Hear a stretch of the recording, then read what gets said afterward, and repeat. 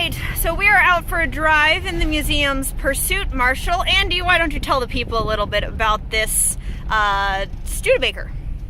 We are riding in a 1964 Studebaker Pursuit Marshal. This is one of 30 Avanti-powered Pursuit Marshals that Studebaker built in 1964.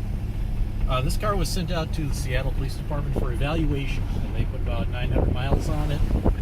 And after that, Studebaker was getting out of the auto business in South Bend, so the dealers took the cars and sold them, and this pretty much spent its entire life in the Pacific Northwest until it came to us in the mid-90s. So what are some of the features that kind of make it a Pursuit model? Well, first and foremost is the Avanti R1 engine, all 240 horsepower. The Pursuit Marshals also had, you see the lovely roll bar right here, and the seat has these special bolsters on the side for if you're chasing someone, you don't want to be sliding around the front seat, gives you a little extra cushion. The zipper in the headliner here is for putting wiring up for the lights and whatnot, and a whole bunch of other heavy-duty features.